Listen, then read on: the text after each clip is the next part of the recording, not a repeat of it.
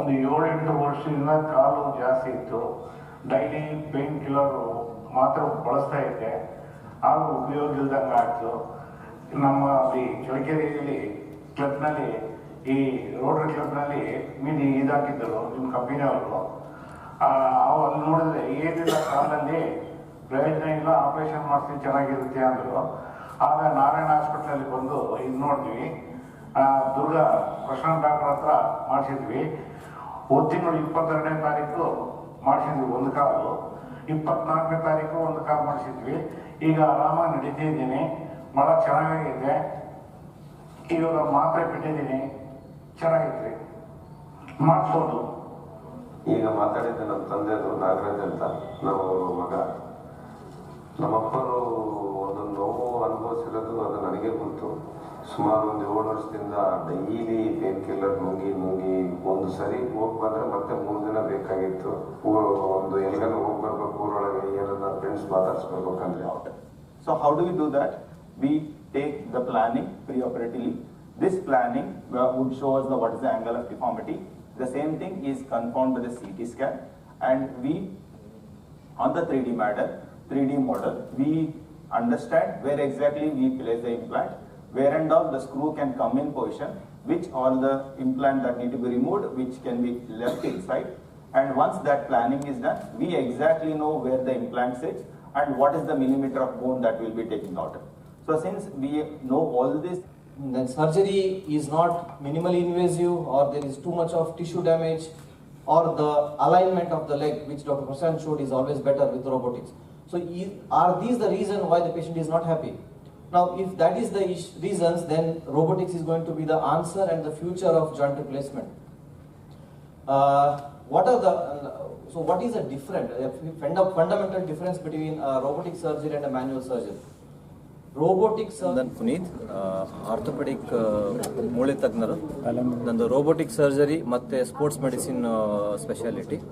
ಈಗ ನಾರಾಯಣ ಹೆಲ್ತಲ್ಲಿ ನಾವು ರೋಬೋಟಿಕ್ ನೀ ರಿಪ್ಲೇಸ್ಮೆಂಟ್ನ ಮಂಡಿ ನೋವಿನ ಜನಗಳಿಗೆ ಮಾಡ್ತಾ ಇದ್ದೀವಿ. ಈಗ ಸುಮಾರು 300 ಕೇಸ್ಗಳನ್ನ ಸೇಫ್ಲಿ ಮಾಡಿದ್ದೀವಿ. ಎಲ್ಲ ಪೇಷಂಟ್ಗಳು ಚೆನ್ನಾಗಿ ಸ್ಯಾಟಿಸ್ಫೈ ಆಗಿದ್ದಾರೆ.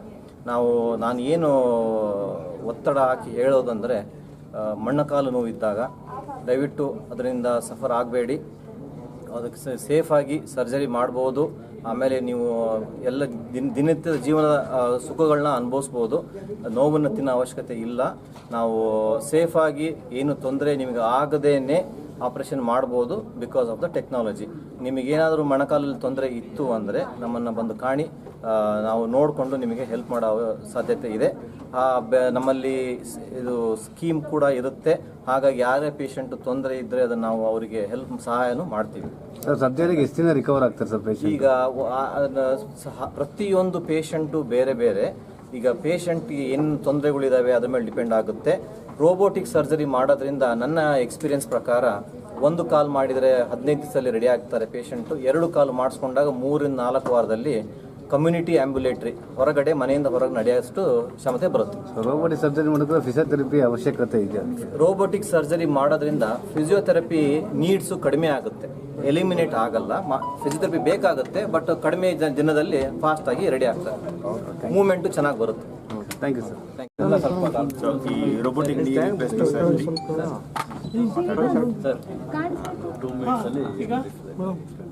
ರೋಬೋಟಿಕ್ ನೀ ಸರ್ಜರಿಯಿಂದ ನಮ್ದು ನೀ ರಿಪ್ಲೇಸ್ಮೆಂಟ್ ಸರ್ಜರಿ ತುಂಬ ಈಸಿ ಆಗಿದೆ. ಇದರಿಂದ ತುಂಬ ಪೇಷಂಟ್ಸ್ ಬೆನಿಫಿಟ್ ಆಗ್ತಾ ಇದ್ದಾರೆ. ಸೊ ನಾರಾಯಣ ಹೆಲ್ತಲ್ಲಿ ನಾವು ಈಗ ಆಲ್ರೆಡಿ 300ಗಿಂತ ಜಾಸ್ತಿ ಸರ್ಜರೀಸ್ ಮಾಡಿದ್ದೀವಿ. ಎಲ್ಲ ತುಂಬ ಸಕ್ಸಸ್ಫುಲ್ ಆಗಿದ್ದಾರೆ, ರಿಕವರಿ ಚೆನ್ನಾಗಿ ಆಗ್ತಾ ಇದ್ದಾರೆ. ಸೊ ಈ ರೋಬೋಟಿಕ್ ನೀ ಸರ್ಜರಿಲಿ ನಾನೀಗ ಹೇಳಿದಿರೋ ಹತ್ರ ತುಂಬ ಸಣ್ಣ ಇನ್ಸಿಷನಲ್ಲಿ ಆಪರೇಷನ್ ಮಾಡ್ಬೋದು, ಮಸಲ್ ಕಟ್ ಮಾಡೋ ಅವಶ್ಯಕತೆ ಬರೋದಿಲ್ಲ. ಅದೇ ರೀತಿ ಅದಿಲ್ಲದಲ್ಲೇ ಇರೋದ್ರಿಂದ ಬ್ಲಡ್ ಲಾಸ್ ತುಂಬ ಕಡಿಮೆ.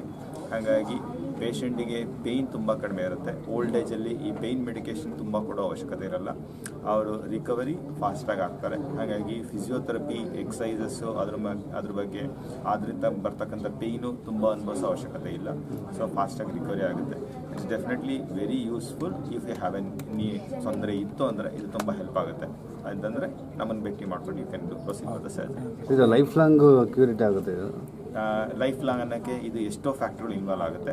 ಡೆಫಿನೆಟ್ಲಿ 25-30 ವರ್ಷ ಕಂಫರ್ಟಾಗಿ ಬರುತ್ತೆ. ಬಟ್ ಈ ನೀ ಇಂಪ್ಲಾಂಟ್ ಹೇಗಿದೆ, ಈ ಪೊಸಿಷನ್ ಹೇಗಿದೆ, ಆ ಪೇಷಂಟ್ ಬಾಡಿ ವೆಯ್ಟ್ ಏನಿದೆ, ಅದ್ರ ಮೇಲೆ ಎಷ್ಟು ಒತ್ತಡ ಬರುತ್ತೆ, ಅವ್ರು ಏನು ಆ್ಯಕ್ಟಿವಿಟಿ ಮಾಡ್ತಾರೆ, ತುಂಬ ಫ್ಯಾಕ್ಟರ್ಸ್ ಇದಕ್ಕೆ ಕೌಂಟ್ ಆಗುತ್ತೆ. ಬಟ್ ಡೆಫಿನೆಟ್ಲಿ ಮುಂಚೆ ಇರ್ತಕ್ಕಂಥ ಇಂಪ್ಲಾಂಟ್ಗಿಂತ ಇದು ತುಂಬ ಜಾಸ್ತಿ ಬಾಳ್ಸಿ. ಏನು ಆಪರೇಷನ್ ಕಾಸ್ಟ್ ಏನಿದೆ ಸರ್? ಇದು ಒಂದು ಆಪರೇಷನ್ ಕಾಸ್ಟು ಪೇಷಂಟ್ ಪ್ರತಿಯೊಂದು ಪೇಷಂಟಿಗೂ ವೇರಿ ಆಗುತ್ತೆ. ಅವ್ರಿಗೆ BP ಇದೆಯಾ, ಶುಗರ್ ಇದೆಯಾ, ಸರ್ಜರಿ ಆದಮೇಲೆ ಬ್ಲಡ್ ಬೇಕಾಗುತ್ತಾ, ಅವ್ರು ಆಪರೇಷನ್ ಥಿಯೇಟ್ರಿಂದ ICUಗೆ ಹೋಗ್ತಾರಾ, ಇಲ್ಲ ಡೈರೆಕ್ಟಾಗಿ ವಾರ್ಡಿಗೆ ಹೋಗ್ತಾರಾ, 3 ದಿನ ಇರ್ತಾರಾ, 5 ದಿನ ಇರ್ತಾರಾ, ಇದು ತುಂಬ ಫ್ಯಾಕ್ಟರ್ಸ್ ಕೌಂಟ್ ಆಗುತ್ತೆ. ಬಟ್ ಡೆಫಿನೆಟ್ಲಿ ನಾರಾಯಣ ಹೆಲ್ತಿಂದ ಪೇಷಂಟಿಗೆ ಆದಷ್ಟು ಹೆಲ್ಪ್ ಮಾಡಿ ತುಂಬ ರೀಸನಬಲ್ ಪ್ರೈಸಲ್ಲಿ ಅವ್ರು ಸರ್ಜರಿ ಮಾಡಿಕೊಡ್ತಾ ಇದ್ದಾರೆ. ನಾನು ಡಾಕ್ಟರ್ ಪ್ರಶಾಂತ್ BM. ಥ್ಯಾಂಕ್ಸ್.